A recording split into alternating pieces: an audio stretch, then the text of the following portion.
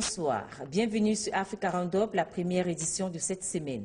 En République démocratique du Congo, la presse relève que la contestation bat déjà son plein au pays, alors même que la CENI vient juste de commencer à publier des résultats provisoires. Le potentiel annonce ainsi qu'au moment où la CENI publie des résultats partiels et provisoires, des candidats comme Léon Kengo Wadondo, Adam Bombolé et Boussa Nyamwisi ont déjà demandé l'annulation pure et simple de ce scrutin pour irrégularité massive et fraude flagrante. De son côté, signale le journal, le candidat Étienne Tshisekedi, président national de l'UDPS, dans une déclaration faite en son domicile, a appelé le peuple congolais à demeurer vigilant avant d'inviter le pouvoir et la CENI à respecter la volonté du peuple dans la publication des résultats. Le journal L'Avenir parle pour sa part de guerre de chiffres et estime que des tendancieux sont déterminés à mettre le feu aux poudres avant de conclure que si perdre n'est pas une fatalité en soi, il est de l'intérêt de toutes les parties de privilégier cette paix chèrement acquise. Le journal s'interroge sur l'attitude de la CENI qui a tenu à proclamer les résultats au compte-gouttes, mais aussi sur celle des états-majors des partis politiques qui s'évertuent à publier des résultats jugés par le journal de fastidieux et non vérifiés. Pourquoi l'Église catholique, qui a une brochette d'observateurs, ne s'est-elle pas permise de rendre publics ces résultats, se demande l'Avenir, pour qui tout le monde devrait en réalité revenir au bon sens. Sinon, la guerre des chiffres risque d'être le signe précurseur d'une escalade de violence dont le peuple congolais n'a que trop souffert. L'Observateur fait savoir que Évariste Bochab, secrétaire général du Parti du Peuple pour la Reconstruction et la Démocratie, a appelé ses militants au calme, estimant que dans l'intérêt supérieur de la nation, il est important de cicatriser les blessures en lieu et place de les faire saigner davantage. Le journal ajoute que c'est dans cette cacophonie générale que l'ambassadeur des États-Unis a demandé au peuple congolais d'attendre la publication des résultats dans le calme.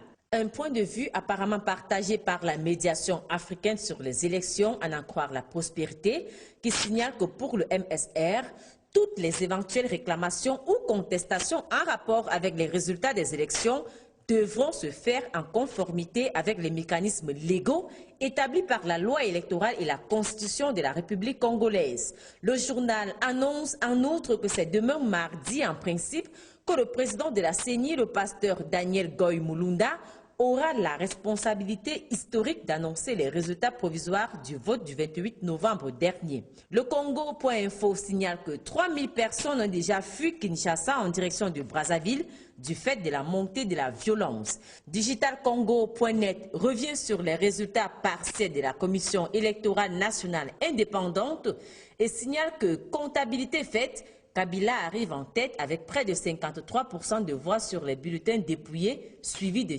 Étienne Tshisekedi. Deux informations à la une de la presse ivoirienne. D'abord, la première comparution de Laurent Gbagbo ce lundi à La Haye et le financement des partis politiques, et plus précisément celui du FPI qui aurait reçu 125 millions de francs CFA du gouvernement Ouattara.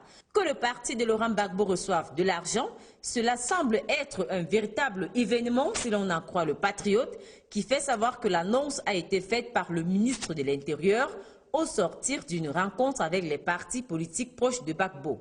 Ahmed Bakayoko en a profité pour appeler les partis politiques de l'ancien régime qui avaient retiré leur candidature des législatives au lendemain du transfèrement de Gbagbo à La Haye à revenir au sein du processus électoral. Il a ensuite estimé que si la réconciliation ne doit pas se faire dans la vengeance, elle ne doit pas se faire dans l'impunité non plus. Une information que l'on retrouve en petite une du quotidien Le Jour Plus, qui parle de 125 millions de francs CFA empochés par le parti de l'ancien chef de l'État ivoirien. Nord-Sud en profite pour tacler au passage le FPI, qui, selon le journal, est champion pour poser les conditions lorsqu'il faut participer au processus de réconciliation, mais n'a pas cru bon de poser des préalables pour empocher un chèque de 125 millions de francs CFA de la part du nouveau régime. L'argent n'a pas d'odeur, ironise le journal, qui ajoute qu'interrogé sur ce sujet, un cadre du parti de Gbagbo a donné une réponse de bègue au contour flou et de conclure que c'est aussi ça le Front populaire ivoirien. Revenant sur le transfèrement de Gbagbo à la haie, Soir Info s'interroge. Que va-t-il se passer maintenant? Le journal qui rappelle que le CNRD s'est retiré des législatives et le Front populaire ivoirien du processus de réconciliation estime que si l'horizon n'est pas sombre, il n'est pas non plus rassurant. C'est dans cette atmosphère où les vainqueurs sont suspectés de faire leur propre justice que s'est ouverte la campagne pour les législatives 2011, écrit Soir Info. Dans le camp de Laurent Gbagbo, pas question de se croiser les bras, écrit l'Inter, qui croit savoir que l'ancien conseiller de Gbagbo, Alain Toussaint, et maître Abiba Touré, membres du collectif des avocats de la famille Gbagbo, animeront une conférence de presse non loin du siège de la Cour pénale internationale. Les pro-Gbagbo ont donc décidé de lancer une offensive tous azimuts, juridique, médiatique, politique, diplomatique, lobbying et mobilisation publique, écrit l'Inter.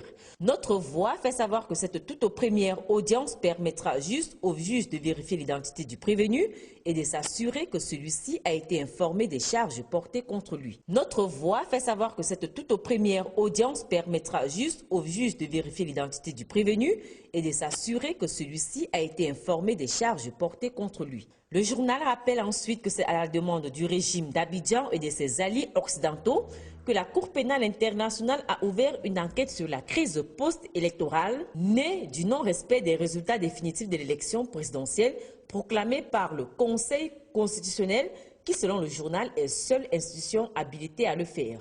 Le nouveau réveil croit savoir quels sont les crimes qui ont conduit Gbagbo à la CPI et cite pêle-mêle les femmes tuées à l'arme lourde à Abobo, les victimes du marché d'Abobo tuées par un obus et les Ivoiriens brûlés vifs par des jeunes miliciens à Yopougon. Pour ce journal, Gbagbo a des mains souillées par le sang de plus de 3000 personnes et on devrait cesser de le présenter comme la victime du régime de Ouattara. Il y en a qui ont déjà commencé à donner les leçons de défense à Gbagbo, comme cet homme dans le Démocrate qui fait savoir que si la question est de savoir qui est responsable des violences post-électorales, cela ramène à trouver celui qui a perdu les élections et a refusé de reconnaître sa défaite. Sur cette question, écrit ce partisan de Gbagbo, c'est à l'accusation de démontrer que Laurent Gbagbo a perdu les élections et ce sera donc l'occasion pour la CPI de se rendre compte qu'en Côte d'Ivoire, seul le Conseil constitutionnel est habilité à dire qui a gagné les élections présidentielles. Le journal français Le Figaro, qui s'est intéressé à cette actualité, a donné la parole à Philippe Hugon,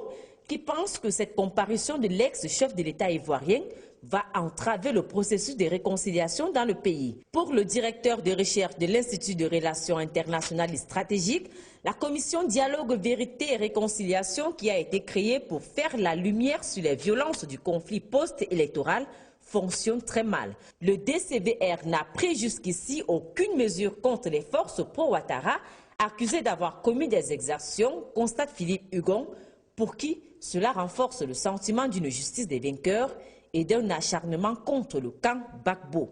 Africa Roundup, c'est tout pour ce lundi. On se retrouve demain pour une autre édition.